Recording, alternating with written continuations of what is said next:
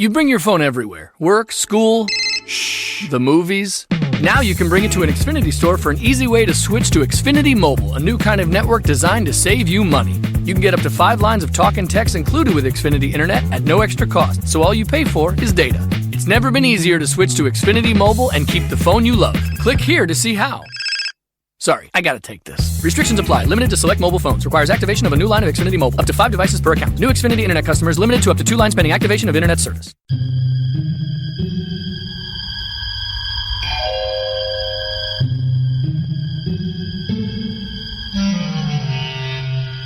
Archangels, ghosts, and Bigfoot. Oh my. It's just another night for Supernatural Girlz. Real stories, real answers to life's biggest supernatural mysteries.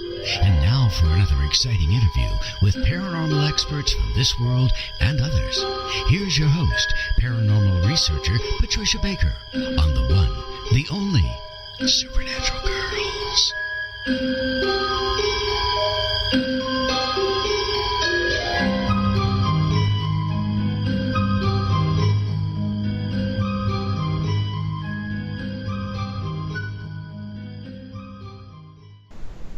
Welcome, everyone, to another exciting episode of Supernatural Girlz Radio. I'm your host, Patricia Baker.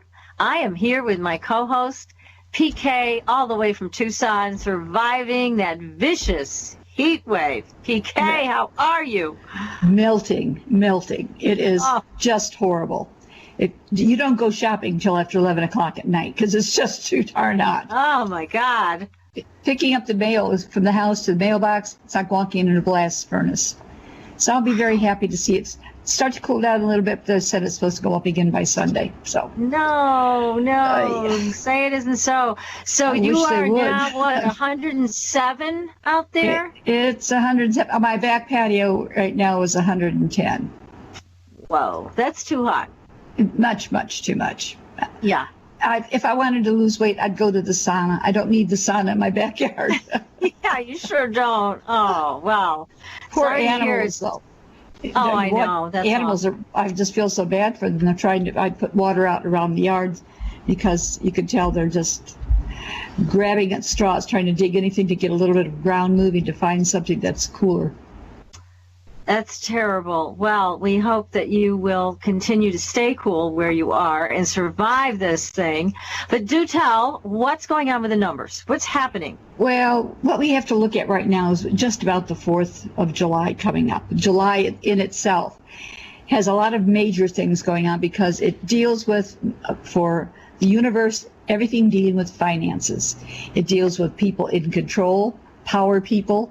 It deals with leaders, those that are trying to, shall we say, reevaluate how things are to be done. I think we're going to see some things coming out of Washington that's going to deal with some angers where the finances are concerned. I think people are pulling some, if I would to say, slick moves. That way they're not quite kosher, but it's the way it's going to go. And those that are in power have gotten a little too greedy, more so than needy, and they expect other people to step in line and pay up for it. And it's going to create some problems. This health thing is going to blow some people out of the water before it finally gets to the table. Wow. So it's all about the money. It's all about the money. Those in control. And this is the year our president's in as well. And what about the rest of us peons? How's it going to affect us? For every one of us, the effect dealing with the financial side is going to affect all of us, because consider the universal stuff as our umbrella. Then our personal things fall into line under it. So depending on what personal year you're in, and you can always go to my website and it'll show you how to find out what your personal year is. But whatever your personal year is, it has an impact. If you're in a 1 personal year with the 8, you're going to fight back over the power. If you're in a 2, you're going to be overly sensitive and feel like you've lost. The 3, they're going to be so scattered, not spending money they don't have. And when they're in a 4 year, they're going to go crazy because there's not enough to get around. It'll all be laid out for us, though. take a look. I'm sending out some things that will be put out the next 2 days. So go to patriciakirkman.com, and there you can find what your personal year number is, Right. and you'll see how all of this is going to affect you. Right. So that's a good thing to do. And now, are you having a newsletter put out? I think the newsletter was going out this afternoon, and I do a fair on Sunday. But most importantly, I have been giving lessons. I'm going to postpone them till the fall because I've got quite a few people that are looking for some direct answers as to what's going on with our world right now. And a lot of people are doing a little shake, rattle, and roll, and it's not necessary. Just get a grip on what is happening, make it work for you, not against you. Exactly. So sign up for PK's newsletter. Sign up for Supernatural Girlz newsletter, the Fringe Definitely. Files, which you will find on our website, supernaturalgirlz.com. Follow us on Facebook and Twitter. Be sure to give us a like. Now, we got to move into this paranormal news we have. It's very, very weird. Now, this is on our Facebook page, everybody. We have posted a video of what we believe, and we concur with the person who took this video, is a video of the holographic universe that we live in. One half of the sky is bright blue. The other half of the sky is a different shade of blue, a little cloudier, and there's a straight line going down the middle of this video, right? And then you'll see a plane that's traveling from left to right, but all of a sudden it's not in the left side, just appears on the right side. This is beyond belief. I mean, I had to watch this a bunch of times, didn't you? PK? Exactly. I looked at it and I kept thinking, well, okay, now let's see what's going to happen next. I know it is incredible. It's incredible. So everybody go to the Facebook page for Supernatural Girlz, and you can watch the video there. It's only a few minutes long, but it very clearly depicts two separate skies. Definitely get your attention. Yeah, what's going on? So is this proof of the holographic universe? It's proof of something. We don't know what, but you definitely need to check it out. Now, also, Tom Palladino, who's been on our show, is offering 15 days of free, that's completely free, scalar wave treatment. So go to creativestrength.us, and there you can sign up. He doesn't want your credit card, doesn't want any payment. He is all just free. Offering this as a healing treatment for anybody who wants it. Again, that's at creativestrength.us, and you can learn about scalar energy there, what it is, but more importantly, sign up for the 15 days. It's really kind of cool, and it works, so you can find out what it can do for you. It can also work for your pets. And you can sign up your pets to be treated by Tom's Scalar Machine. So definitely check that out. And again, for us, you want to keep in touch with us by following us on Facebook and Twitter, Instagram, Pinterest. We got it all going on. Yeah. Don't miss out. And you're also doing some readings, aren't you, right now, Patricia? Doing readings, doing dream analysis. Thanks for reminding me. Yes. And it's time, everybody, to pay attention to your dreams. I mean, I know you don't want to do it. It's extra work. It's really not. This is your birthright. This is your consciousness you really need to expand so you can communicate with the deeper levels of yourself as well as other beings. And this is what we're going to be talking about tonight. Right. Talking about communication with other beings, Bigfoot, ETs. We have a wonderful couple joining us this evening. They're a super couple. That's what I call them, a super couple. And they are Bigfoot whisperers. They have contact with other entities. They have so much to tell us tonight. Terrific book we read this week. It is called The Sasquatch People and Their Interdimensional Connection. Right.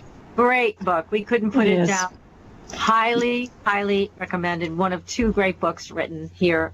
And the authors, Kelly and Kewaunee Lapseritis, they are here with us tonight. They're the experts. We are going to ask them all kinds of questions. And if you have questions, then write them in the chat room. It's www.irnchat.com. That's irnchat.com. We'll ask your questions for you. We'll get answers. We're getting answers tonight. You know why? Because the truth is right here on Supernatural Girlz Radio. So we want to welcome our guests. So welcome to the show, Kelly and Kewaunee. It's great to have you with us. Thanks for coming on the show tonight. Yeah, thanks for having us. Yes, thank you. It's an honor to be here. Now, you are out in Washington State, and we got to find out, first of all, how'd you get into this? How did you become friends of these forest people, the Bigfoot? How did this happen? Well, for one thing, I started this research 61 years ago, and I didn't know until about 10 years ago or 12 years ago that they told me they were there at the moment of my birth. Oh, and okay. The different experiences I had that I couldn't explain was them growing up. And,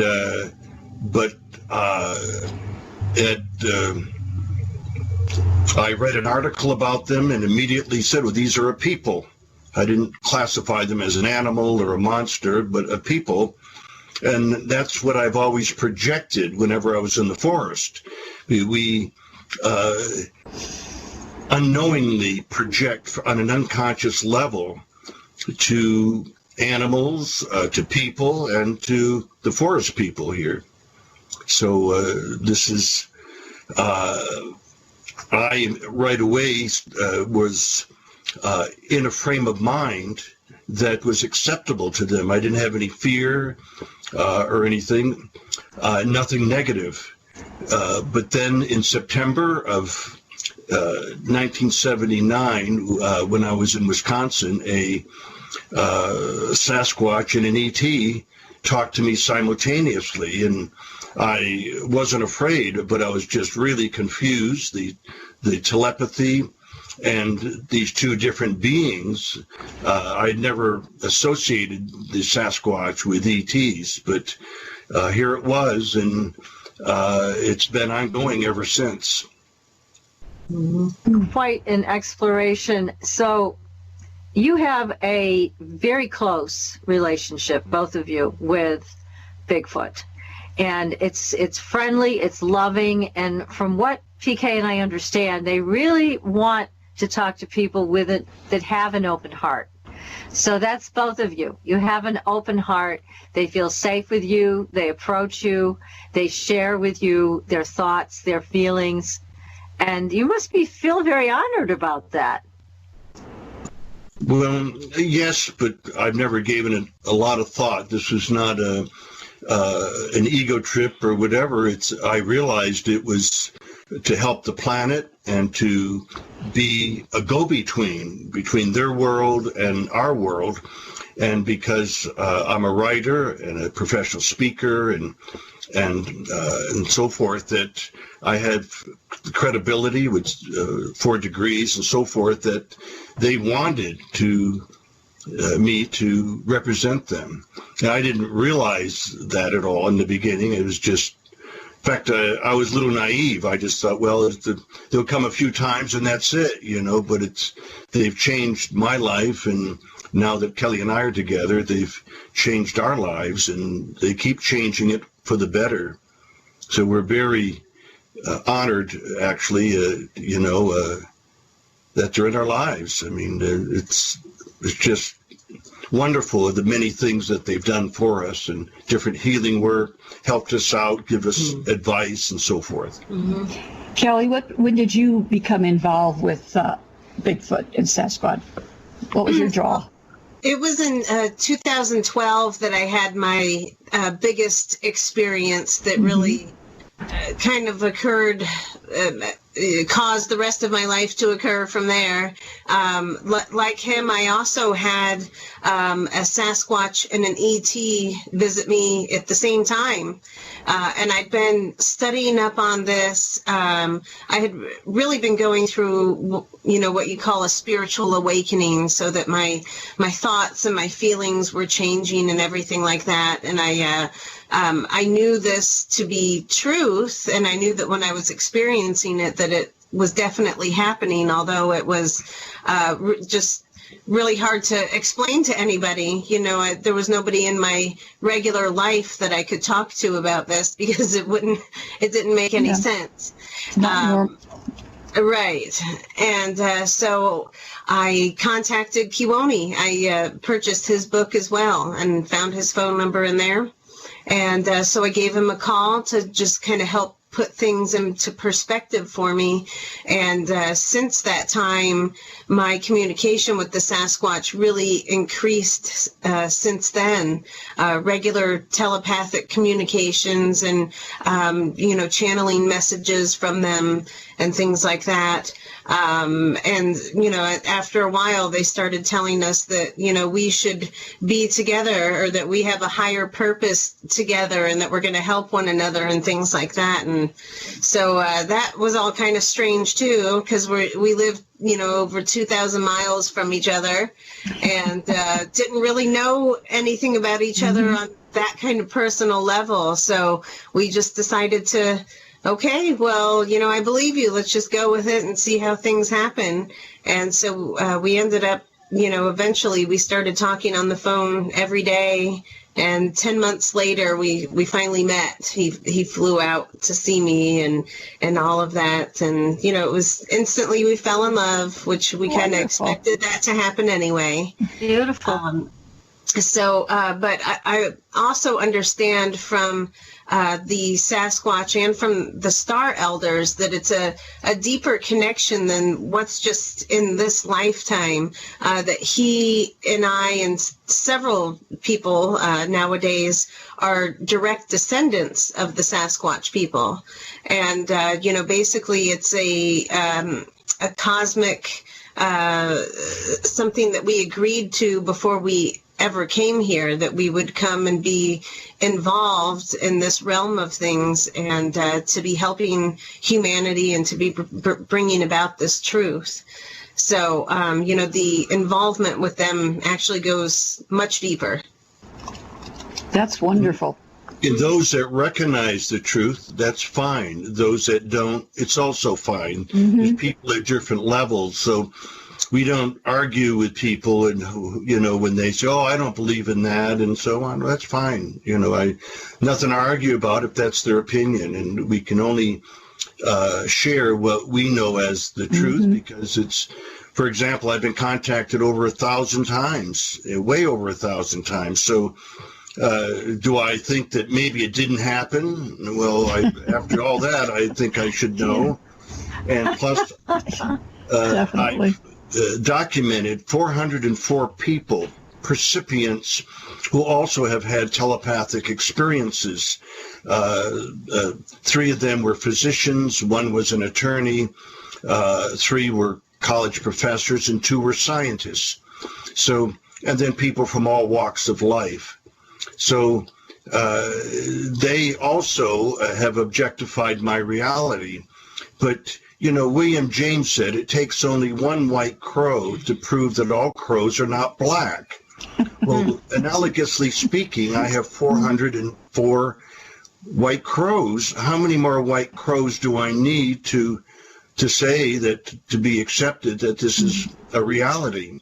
I'm not really trying to prove or push anything, but because based on the present paradigm, scientific paradigm, all this is not real, because it cannot be proven, kind of thing. And that the Sasquatch say that our science is very immature, and that they have to kill things in order to make sure they're alive, they're real, or they were once alive. That's true. Yes. And they think this is barbaric and crazy, and which I do now too. I mean, they're teaching all these years, they were teaching me things, and they were teaching also Kelly.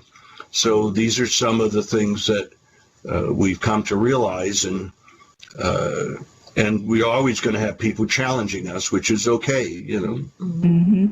Now, you've learned a lot about the Bigfoot directly from them, and that's one of the things we really want to hear. But where are the Bigfoot from? They're not native to this planet, are they?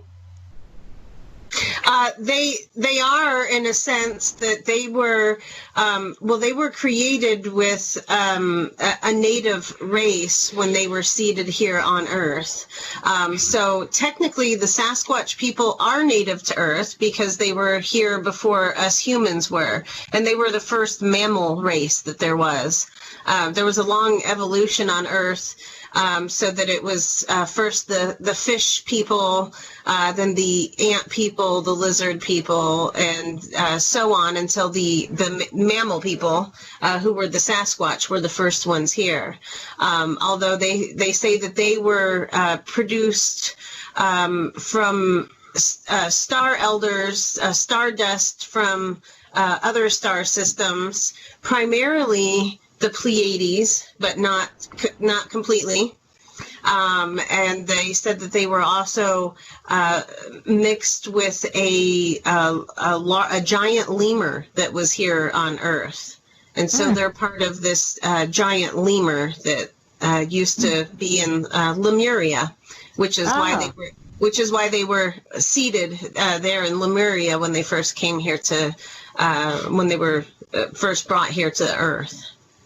And they have some unusual abilities. I mean, usual by our standards. They are interdimensional, mm-hmm. and they are physical. They're both, according to what I was reading in your book. Mm-hmm. Yes. So they can move from one dimension to another. They understand portals. They know how to use them. Yes, and actually they're so advanced that they don't even have to necessarily use the portals. That nowadays the portals are a more unsafe way of traveling, just because humans have learned how to manipulate the portals. And so they actually choose other astral body modes of travel, like they use bilocation or multi-location, or they can just do things. It's just like with intention. It's not something that I can really explain how they do it, because I can't do it, but basically they do have access to all these different realms and dimensions, and they're able to just, with their consciousness, just go there or Amazing. Be in multiple places at once. Yeah. Amazing. They told me they have access to 8 different dimensions. And I've seen them dematerialize in front of me 3 times. Completely. Incredible. So that they're there and then they're gone. Right, Yes. yeah. Mm-hmm. Yes, and they also, of course, they shape-shift quite a bit. And here recently we found some really large tracks that were obviously Sasquatch. They were gigantic footprints. And so we followed them, and then they turned into coyote tracks. And then it turned back into Sasquatch tracks. Oh, my So- goodness. Sakes. Yeah. Yeah, they did that deliberately so they would find it, because they do that as like a gift, because it's so unusual. Mm-hmm. And they leave tracks, or sometimes some feathers in the track, or a number of things like that as a gift. Mm-hmm. Incredible. Now, I've got a question for you from John in the chat room, and he says, "Hi, I hear you guys refer to them as people. Is this because they are genetically closer to Homo sapiens?" Well, yes, but the thing is, they are people in spite of how they look. I mean, you must keep in mind that when Darwin came out with a theory of evolution, the British rationalized slavery using that and saying, people in Africa are not entirely human, so therefore they're supposed to be slaves, and Darwin has sort of proved that. They said, this is outrageous.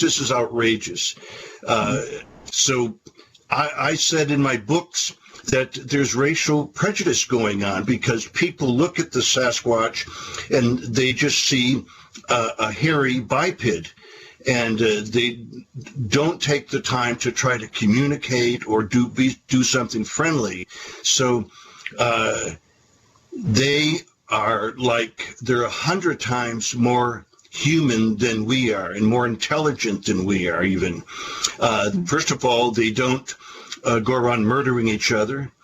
They don't start wars, and they don't destroy the environment that sustains them.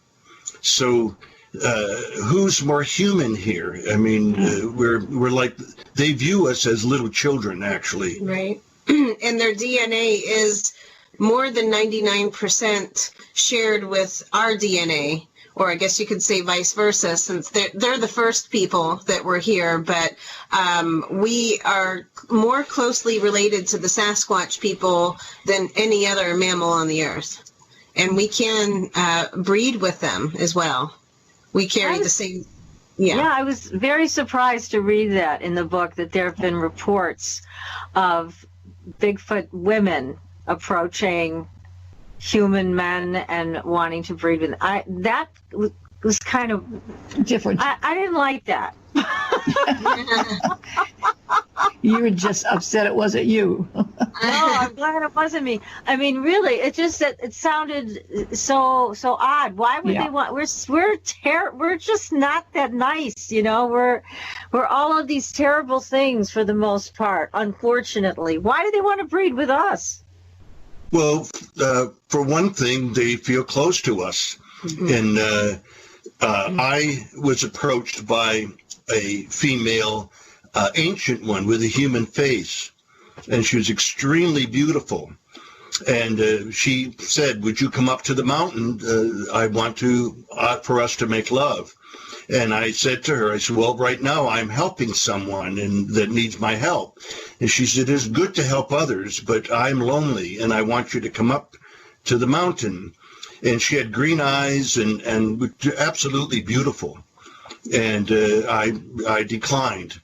Thinking back, of course, you know, I thought, well, maybe I should have done it just for science. Sacrifice yourself, sure. Yeah, I couldn't resist that. I just couldn't resist it. Yeah, but there's a higher purpose in that too. I mean, sometimes they are just lonely and looking for companionship, but they're also very attracted to us as humans too.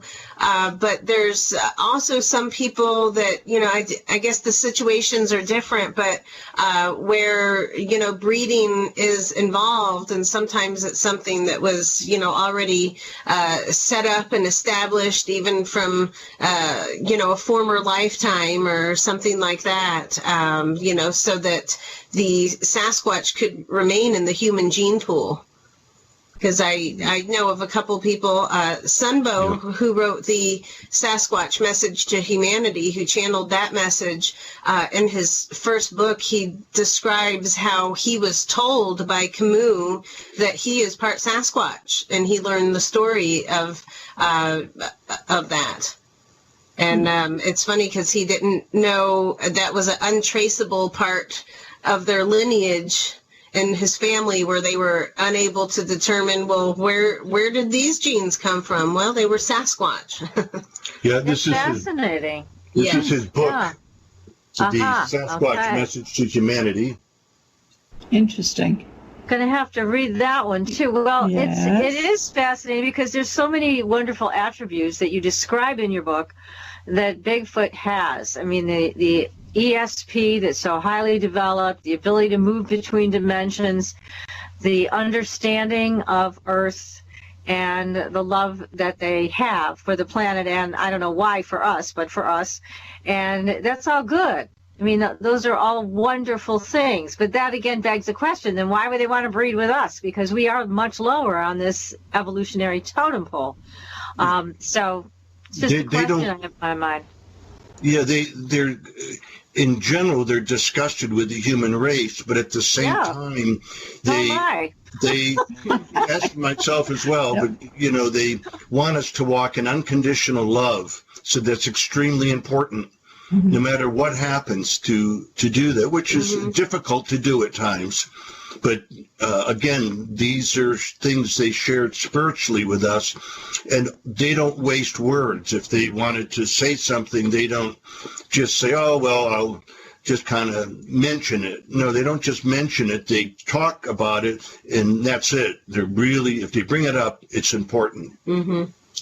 Yeah, that's interesting. So they don't mince any words. They say what they mean, and that's it.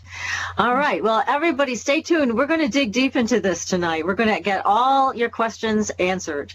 So, again, feel free to contact us in the chat room, irnchat.com, irnchat.com. I see there's more questions lining up. We will get to all of them tonight. So stay tuned, everybody. You're listening to Supernatural Girlz Radio. Welcome back, everyone, to Supernatural Girlz Radio. I'm your host, Patricia Baker. I am here with my co-host, PK, roasting in Tucson.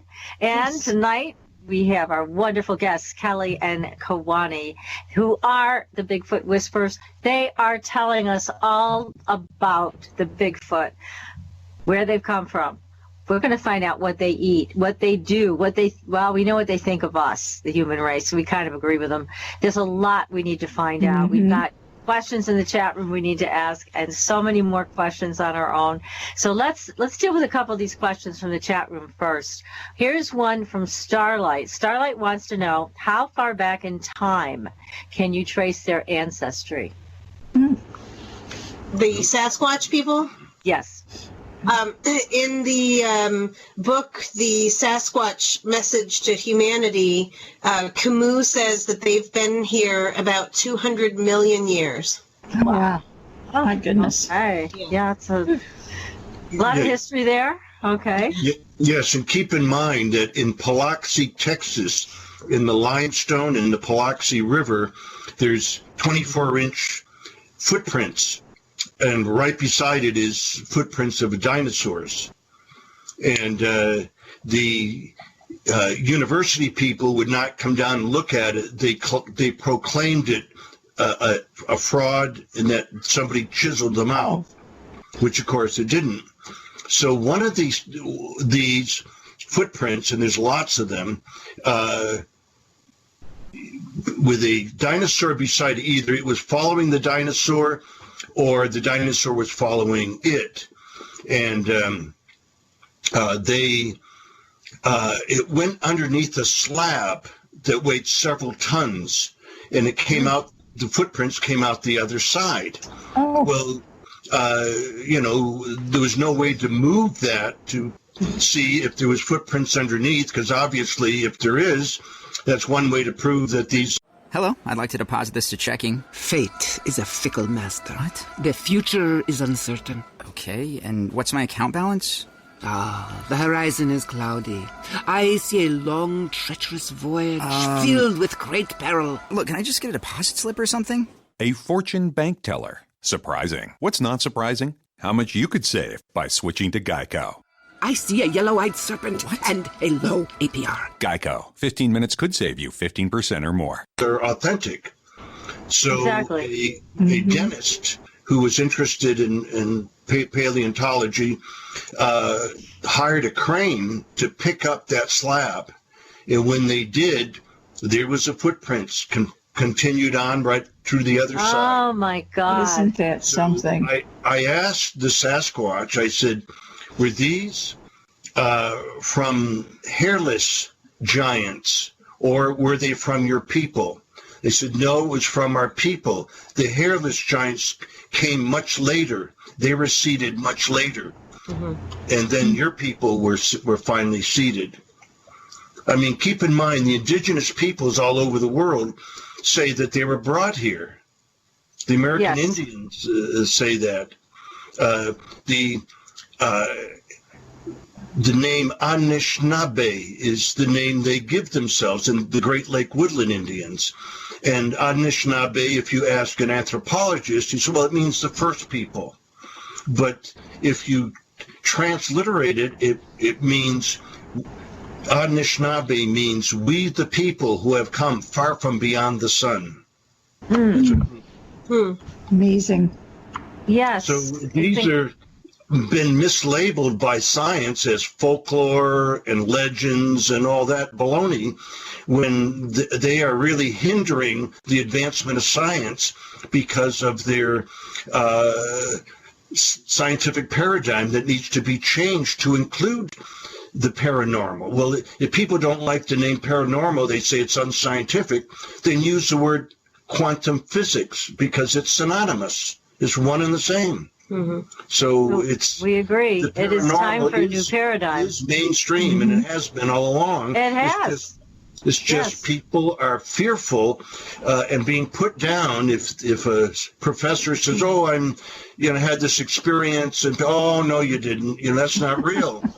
So they're and I'm a social scientist, so I have changed a lot because the Sasquatch influenced me and the ETs influenced me on what's going on the planet and what reality is. And it's certainly not the way that science is describing it. Well, much of right. science anyway. I mean, science has a very narrow perspective, and if you don't agree with their narrow perspective, then they have their ways of trying to put you down and make you feel stupid. But we all know that it's time to expand consciousness. It's time for a new paradigm.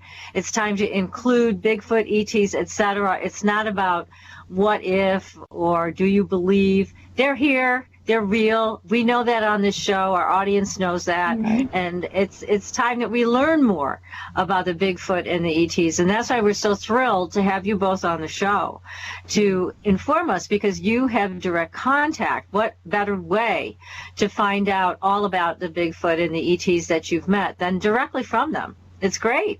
So here's another question. This is from Denise. Denise says, was the original Patterson film an authentic Sasquatch? Yes, it's authentic. And this was October 20th, 1967. I was living in East Africa at the time, and my mother sent me the whole article and the pictures and everything that was in Argosy magazine, which is now defunct. Mm-hmm. But absolutely, I asked the Sasquatch about this back in the 80s, and they said yes, that it was one of our people. Mm-hmm. And now there are people getting pictures of Sasquatch, and people are refuting it, and that's okay, because science isn't going to accept that anyway from a photograph. And they know that, but they want people to know they're real, so they allow a few fuzzy pictures or them walking away off to the side where you really don't get that good a look. So to let people know, yes, we're real and we're here, even though it's not the ultimate proof by science anyway, Mm-hmm. Right. Now, we've heard that they don't like to have their picture taken. Is that true? Mm-hmm. That's correct. They don't. Why? Right. Why don't they want their picture taken? They don't like it. Well, because they can feel all of the emotions that are sent their way. They don't necessarily always mind getting their photograph taken, but they don't care to have them published publicly because they can feel everybody that's making a judgment against it and saying that it's fake, and all of these different emotions. They're so sensitive to that they can feel that. And part of a reason why most of the pictures of them turn out all fuzzy is because their frequency is just so much higher that it's nearly impossible to take a good photograph unless they do something to lower their frequency so that we can capture a good image, like how Patty did on the Patterson Gimlin film. She intentionally did that so that we would have that image of her.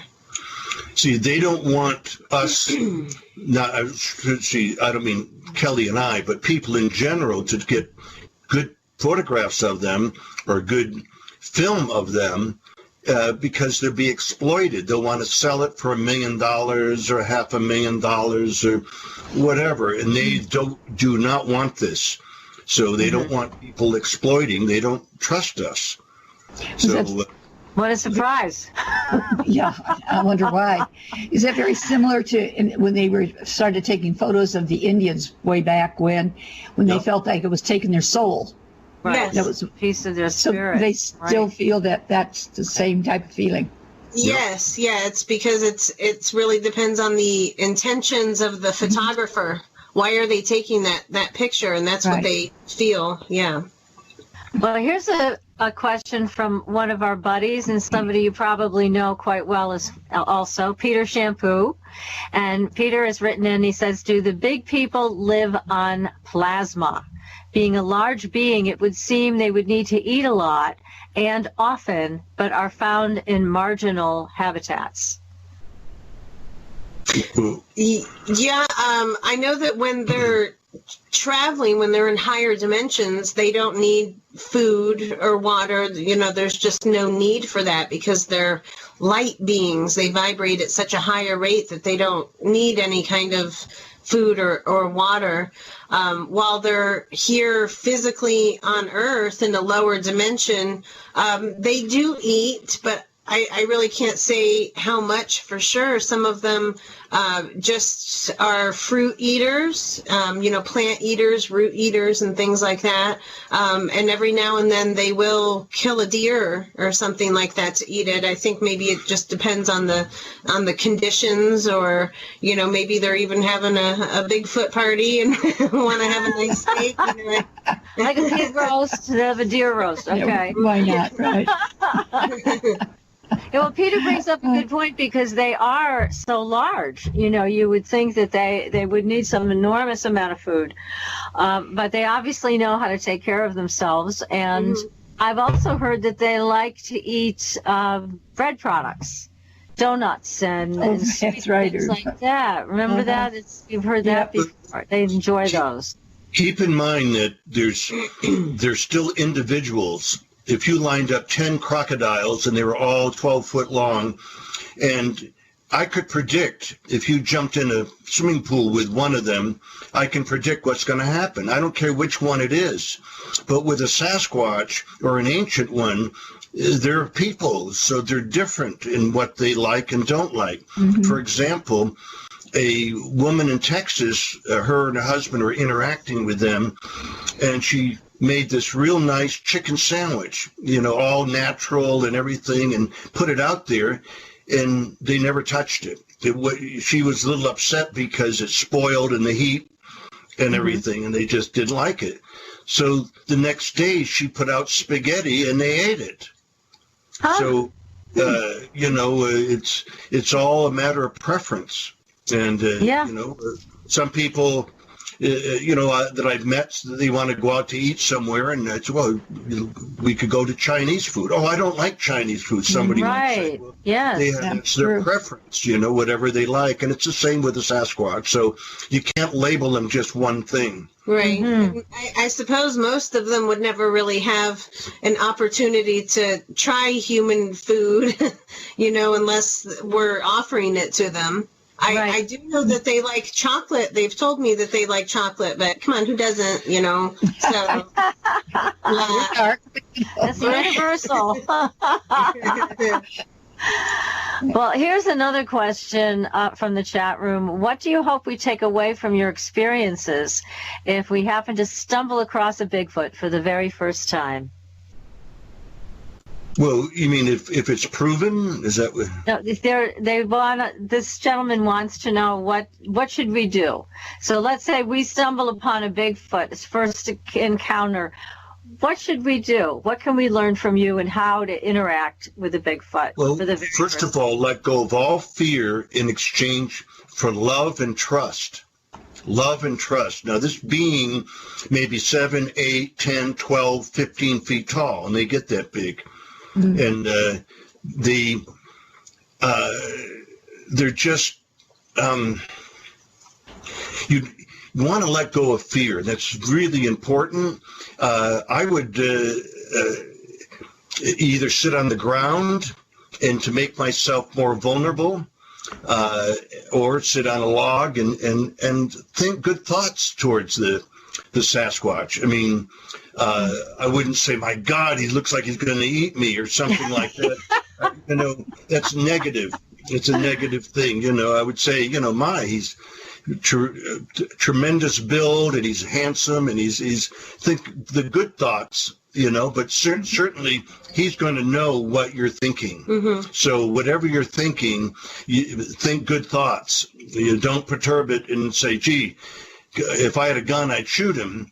Just thinking that, because one Sasquatch in 1981 did that. It was a white Sasquatch up in northern Wisconsin, and there were 3 people, and they saw it running from tree to tree. And all of a sudden, it just got upset and started coming towards them, and they ran into the A-frame that their one of them owned, and it pounded on the door and on the side. It was just got upset. And when I was interviewing these people, I said, they said, well, he was going to kill us. And I said, no, he wasn't. I said, I'll tell you right now, he wasn't. So, oh, yes, he was. He pounded on the doors and this and that. And I said, well, what did you do? He said, we didn't do anything. So I thought for a minute. I said, well, what were you thinking when you first saw him? He said, well, if I had a gun, I would have shot him. Oh, that's why there you perturbed him. Mm-hmm. That's the answer. Right. How many positive thoughts? How many are together at any given time? How many have you seen together? Well, I've seen like a group of 5 before, but last year was our first conference that we held up at the Chewelah Peak Learning Center, the Spiritual and Psychic Sasquatch Conference.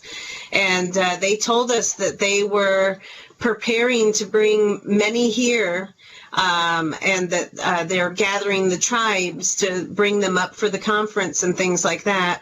And then also during our wedding ceremony, there were quite a few. So a few hundred. It's hard. Really? My goodness.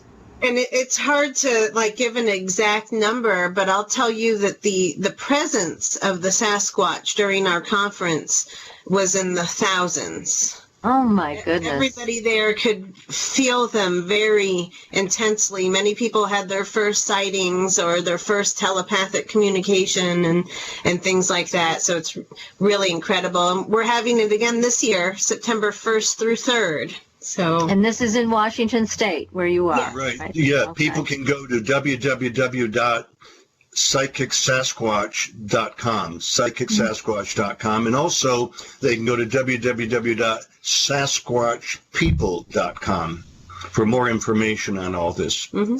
That's fascinating. Yes, fascinating. Yes, it is. It's amazing the beautiful connection you have. And one of the things we wanted you to talk about tonight is that when you have asked them to help you and others to be healed, they have done it. They have responded. Can you tell us about that, whether you want to share about yourself or someone else? These are beautiful stories. They're all in the book, by the way. Right. For everybody, you guys got to get the book. It's great. I was having experiences when I was living in Oregon, and I arrived there in January of 1984, and I started having experiences right away. When I was living in a cottage in the Oregon foothills of the Cascades, and the Sasquatch would come up onto the deck of where I was living. And I also noticed, which I found strange at the time, that I was seeing spaceships coming in and landing behind this mountain that was right there in front of me. And at first I thought it was just a coincidence, but I soon learned it was not, that these were, whatever they were doing, I was just in a key place to see this, to observe it. But I injured my back years ago, and then in 87, I'm not sure what happened, but I had a ruptured disc where I was unable to walk at all, and I couldn't take one step. And the pain on a level of 1 to 10, 10 being the worst, my pain was a 10.5. God! All I could do was lay in bed. Now, when I went to several doctors, first I went to a chiropractor, and he said, "Oh no," he says, "you need to see a neurosurgeon immediately." So when I did, he wanted to do experimental surgery, and I said no. And then he said, "Look, I'll give you some painkillers, but when these are through, when you're through taking them in 10 days, I guarantee you'll be back begging me for the surgery." And I don't know why I said this, but I said to him, "Doctor, you'll never see me again." And of course I didn't. But I was in a wheelchair, and I wheeled myself out, and I didn't know what I was going to do. But I thought of everything, and except asking for help from the ETs. So I laid in bed. That's all I could do. I couldn't do anything. And friends and neighbors were bringing food over, doing my laundry for me and things like that. And so I telepathed, asking for a healing. I did it all day long. Nothing. The second day, I mean, these are long days when you're in pain, and you can only sleep about 4 hours a night, and just stressed, exhausted from the pain. So all day long, the second day, I telepathed, and finally I just broke down and wept and wept. I'm so frustrated. Nothing's happening, and I just felt totally lost. And here I am, always backpacking and climbing mountains and everything my whole life, and all of a sudden I couldn't walk, and this was really awful. Yeah. So that's the second night when I shut the light off. I heard shuffling of feet, of little feet, and as best I could, I turned around, even though it was difficult for me to turn around, and there were three roughly 4 foot tall beings in little spacesuits. And they said, "We're here to heal you." And I said, "Thank you. God bless you." And they put me out instantly. Well, I hadn't been able to sleep, like I said, for about 3 weeks. And but during this time that they were doing some healing work, I heard a strange voice that woke me up in my head. And that was them talking to each other. And somehow it filtered into my head, into my mind. And it woke me up, and I opened my eyes up, and I looked, and there was one to my left, one to my right, and one behind me with some kind of a cylindrical object. And I looked up at him, and I said, "Oh, it's only you guys. I love you." I said, just like that. I mean, what do you say to someone that's come to heal you? Exactly. Saying "God bless you" and "I love you" are the two highest forms of adulation in the universe. And so I did, and then they put me back out. Well, 10.5 hours later, I woke up completely rested with zero pain. And I sat at the edge of the bed, saying my morning prayers, giggling and laughing, because I knew something absolutely close to a miracle had happened. And I was just sitting there giggling. I couldn't believe it. So I got up and I walked to the bathroom with no pain. So I could still feel the pressure back there. I stayed at home all day, and that night they came again and said, "Well, we have to work on you one more time." And I said, "Fine, come ahead." And so that pressure was gone the next morning because it was completely taken care of. And the interesting thing is they didn't even ask me if I had insurance, you know. But about 2 weeks later, I was going to visit a close friend of mine that had a 1,000-acre ranch in the wilderness. And I used to go and spend the weekend, 2-3 days there and stay overnight. Well, that's what I was going to do. But that Friday, I was going to leave. I realized that I didn't go in town to draw some money out of the bank. And this is before the ATMs. This is 1987. So I quickly drove into town, and when I got there, it was 7 minutes to 5 on a Friday, and it closed at 5 o'clock. Oh, wow. So I'm jogging down the street as fast as I can, to make it to the bank in time. And just we're on the edge of our seats, but we're going to have to hang tight. We've got a very short commercial break we're going to take. Okay. We're going to there was back. a doctor. Right, we're going to come back after the break, and we're going to hear the rest of the story. I hope you got your money to get out to that ranch. We're going to find out how this all happened and what this has to do with Bigfoot. So stay tuned, everybody. You are listening to Supernatural Girlz Radio. Be right back. Welcome back, everyone, to Supernatural Girlz Radio. I'm your host, Patricia Baker. I am here with PK and our incredible guests tonight. Definitely. Kelly and Kewaunee Lapseritis. They are authors of a book. I'm going to show you the book. There's 2 books, actually. We only have one to show you. The Sasquatch People. This one. And their interdimensional connection. These 2 lovely people that are spending their evening with us. It's a great book, and they are great people. They have lots of really solid information about the ETs and the Bigfoot. These are the go-to people if you want to know what's really happening. Now, we have a couple more questions from the chat room. Then I want to talk about this military involvement, which I found, and I know you did too, PK, deeply disturbing. But we got to get to that too.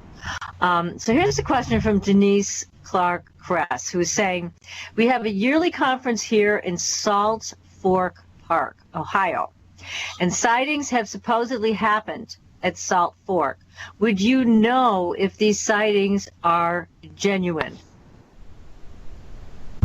I wouldn't know if they are, but if they're seeing them, they're trying to show themselves more and more, and that's but I can't really answer that. That's too general a question. Yeah, I haven't heard of it myself, but the Sasquatch did say that they're going to be coming out to more and more people, and that the veil is thinning, basically. So more and more people are going to have experiences where they're seeing strange beings or spaceships or just other odd creatures that have never been seen here on Earth before. So it wouldn't surprise me at all that they're having some experiences and sightings there. Mm-hmm. Okay, good. Well, you both feel strongly because of you've been told there is a strong connection, and because of what you've seen, between Bigfoot and ETs. And in your book, you also talk about people that have had similar experiences, but they've also been threatened by the government. They've been told not to have any more to do with Bigfoot or the ETs, or they kind of be in trouble. So tell us what's going on here. I mean, again, we've heard this before, mainly about people involved with abduction scenarios or being contactees. Mm-hmm. But we haven't heard about this so much with Bigfoot. Why is the government so concerned about people who have Bigfoot experiences? Well, because of the UFO connection, of course, and they've been suppressing this, for about 5 or 6 decades now. So this is what the government does, treat people like children. Mm-hmm. But they really want to get rid of the Sasquatch, and that's one of the reasons why there's so many forest fires. They didn't just accidentally start. The area was destroyed, so the Sasquatch have to leave and move out of the area because they know the Sasquatch will help some of the people, and they don't want that. Yeah, it really goes so much deeper, too. I mean, we could do a whole show on that, basically. But the Sasquatch were seated here on Earth to be caretakers of Earth, to take care of the land and to take care of all of the creatures here. And so that's why they're helping us now, too, because they can't interfere with the decisions that we make. We have our own free will. The humans are the current caretakers of Earth, and we're not taking very good care of her. But they are here to assist us, especially those with open hearts and open minds that really want to help the planet. And so anything that's against that agenda and all for, Agenda 21, that's what the governments and different agencies that's how they're going to interfere. And that's to stop the Sasquatch from helping us, to keep us in control, to keep us out of our own power. There's so many different factors, but basically, as I'm sure you probably know, is that the people, the 1% that's in control of everything, they could be categorized as basically a bad alien species, if you want to put it that way. I don't like to say good or bad, really, because it's just, different agendas with people. But there is a small percentage of the world that's, pulling the strings on everything. And they're influenced by an ET race who is against the Sasquatch. They want to take over the planet. They want to take over humanity. They want our souls, more or less. They don't want us to be independent free thinkers. They want to be able to capture that energy for themselves. It doesn't matter that we're encapsulated in bodies right now. Well, it's a very sad statement that the military would actually start fires and destroy these beautiful woods and forests, and everything that they're doing is just evil when you think about it. And this is bad news. I'm horrified to hear that these were not accidental and they were done on purpose. That just horrifies me. And this is, again, reasons why I believe, it's so important to have people like you both on the show, because it gives people an opportunity to expand their consciousness, to embrace a new paradigm and a new way of accepting Bigfoot, ETs, all of these things into our awareness. It's very, very important. And to do it as you've done it, with an open heart. But now let's go to some of the other things that we've heard about, we read about in your book, about the military actually trying to use Bigfoot. That's another horrific thing. We need to put some energy to stopping this nonsense. It's craziness. Yeah, it's not going to happen. The special ops do their thing. They've killed some of the Bigfoot because the evil ETs that gave our government information, one of the technologies is to cut through and to neutralize the psychic ability. And so they can't use it. So they're just, being surrounded by special ops with rifles. And so they've gone in and killed some of the Sasquatch. And this is part of their agenda, the government's secret agenda. This is horrible. This is horrible. It's scary. And sick, it's just a sickness, and it's another genocide. That it is. Keep in mind the Sasquatch people and the ETs, observed how the Europeans treated Native American people, and then how we treated Afro-American people, and then how we treated the Chinese that came over to work on the railways.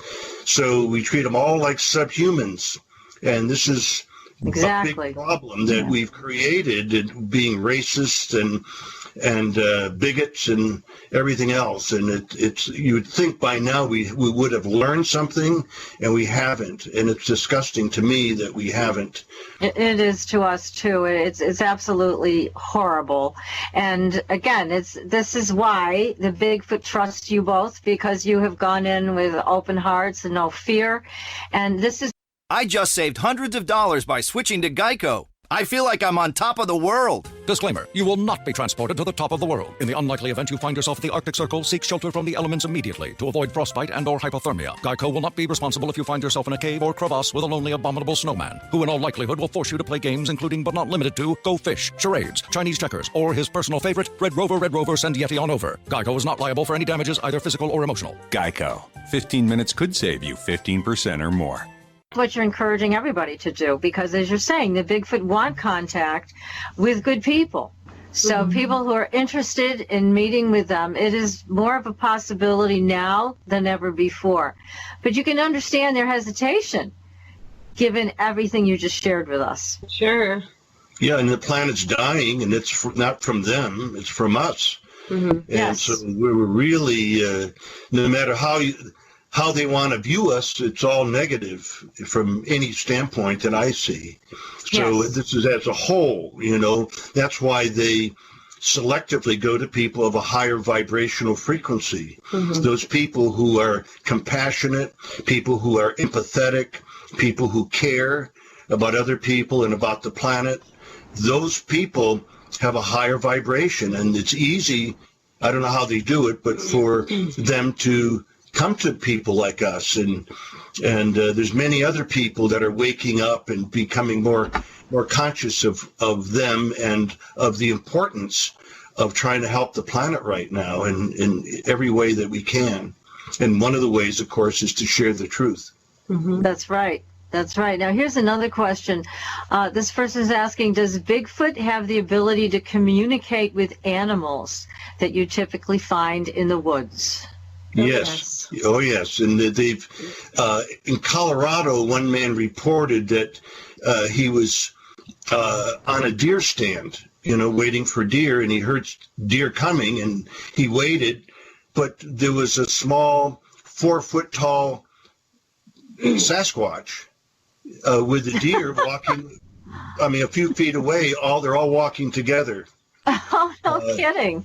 In Pennsylvania, there was one reported a Sasquatch walking with a mountain lion. In Texas, a good friend of mine they contacted me because they were having experiences on their farm, and he saw one of the ancient ones with a human face with a huge wolf.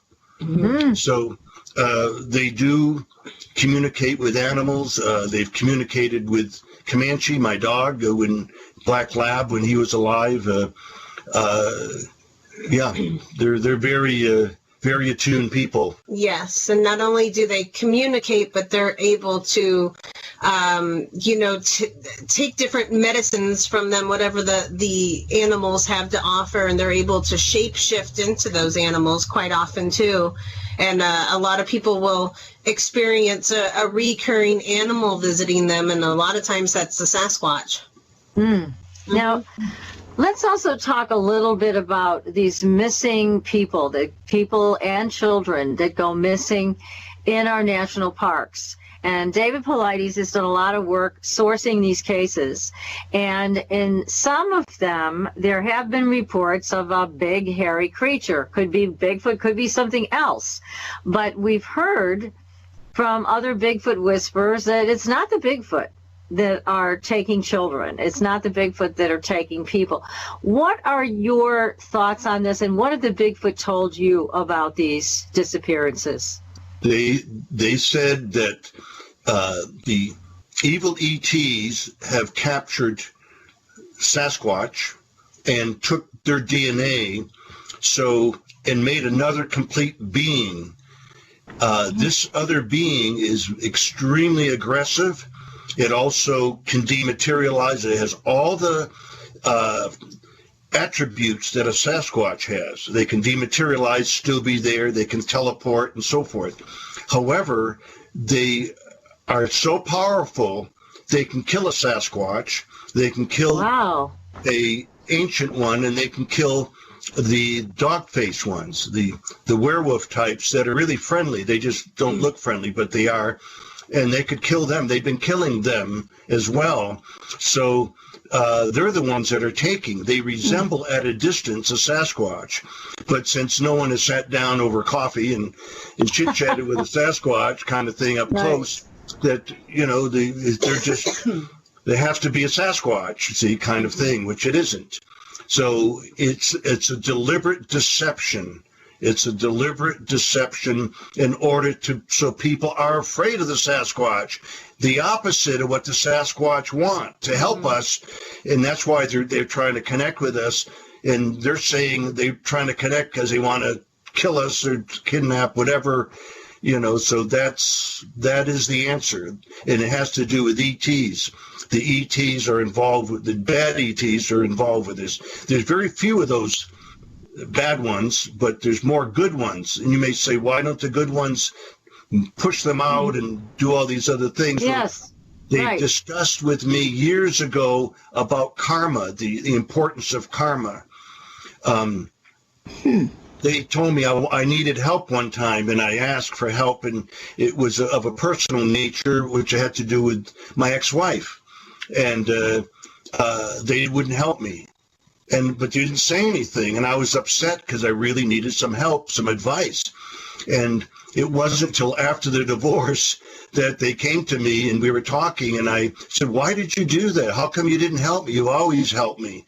And he says, with this, we couldn't help you, because if we'd helped you and told you how to successfully deal with this situation, then your karma would become our karma, because you're down here to learn, and we would have interfered with that. You have your free will, and we won't interfere with that. Mm-hmm. Interesting. Now, talking about this and the help they've given you has been, both of you, has been substantial, but you've also asked them to help heal other people. Have they ever refused? Yes, they only go to certain people, and I don't know exactly why, but I think that some of the people who needed help,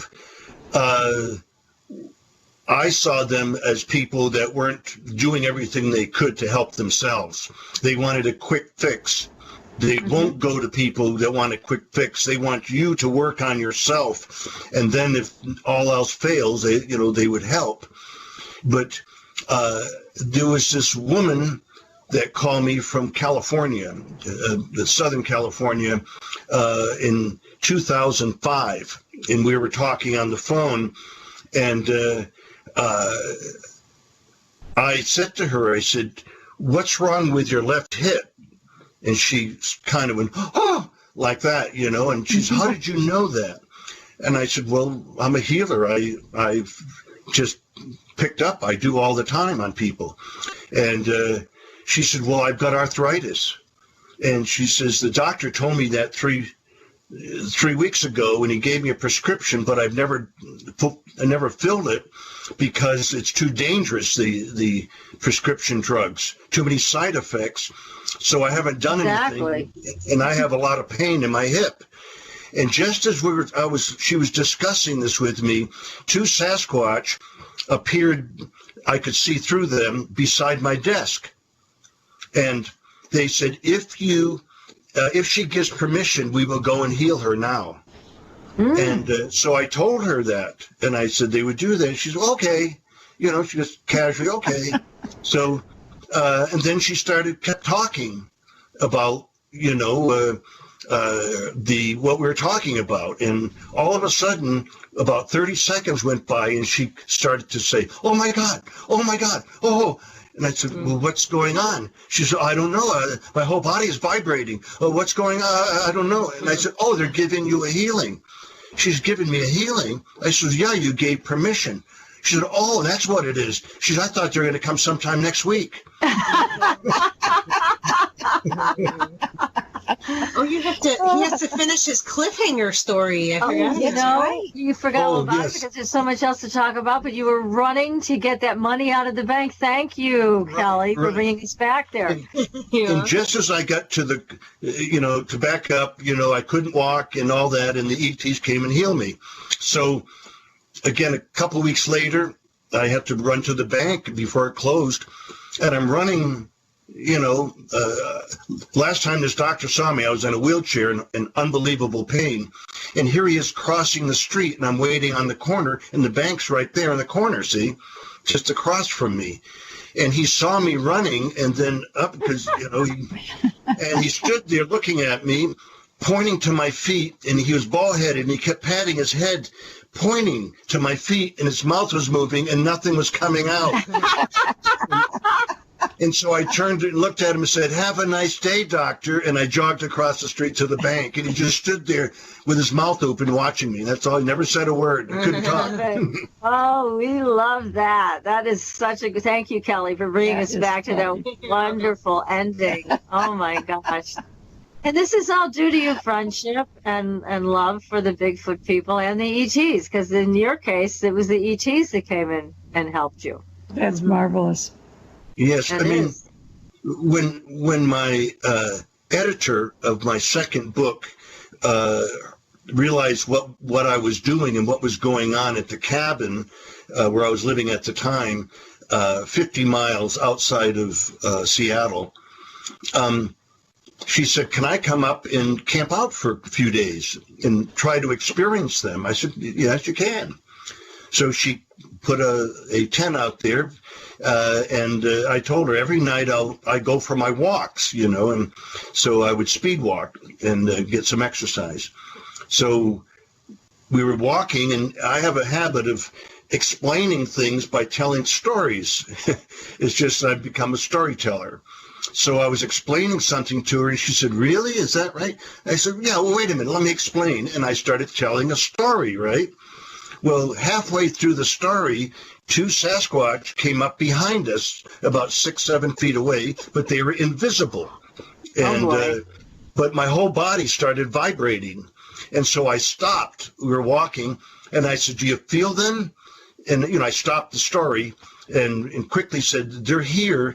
Do you feel them?" Because she could never feel them. I was trying to get her to experience them. And she said, "No." I said, "Don't you feel them, your vibration?" And she said, "No."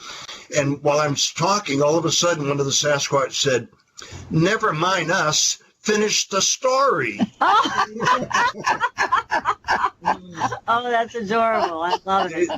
They were interested in hearing what I had to say, and they don't care about themselves and all that, because they follow me around. They get a little bored, and sometimes they, do a little trickery or do something funny, because they're very serious when they got serious stuff to share. But on the other hand, they can be very childlike, and it's amazing how they are, their personalities. Mm-hmm. What is their lifespan?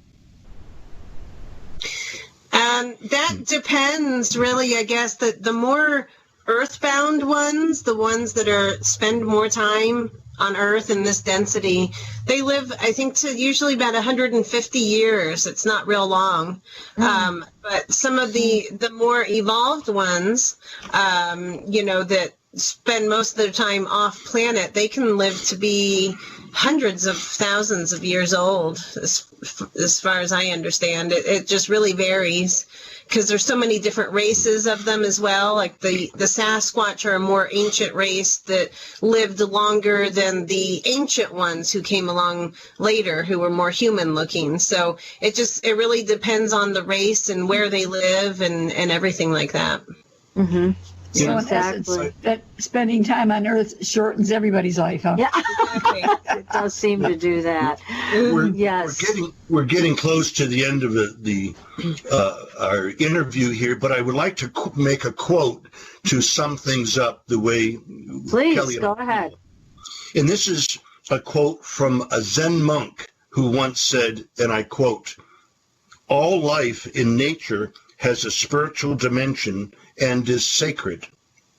When we honor other creatures as we do ourselves, we all evolve another step." End quote. Mm-hmm. Beautiful. Beautiful indeed. We thank you so much for spending your evening with us, with our audience. We've learned so much from you. And thank you for your courage in stepping forward and bringing this to all of us. We really need to hear this. And I know you have so much more information to share. We're going to have you come back again, because this has been definitely a terrific show. And I know how much our audience loves hearing from people like you, because you speak the truth right from your heart. This is your experience.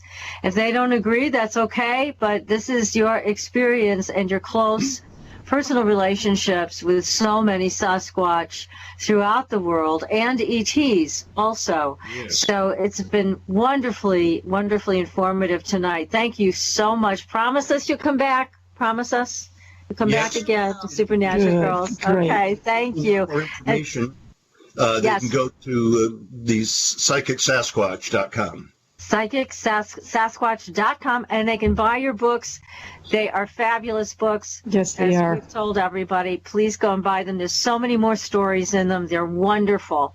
So thank you, everybody. And next week, we've got Christopher Macklin coming. He is a healer from the UK. He's going to tell us how it's done. So be sure to join us next week as well. And until then, we'll see you on the Blue Highway. Good night, everybody. Good night. Thank you.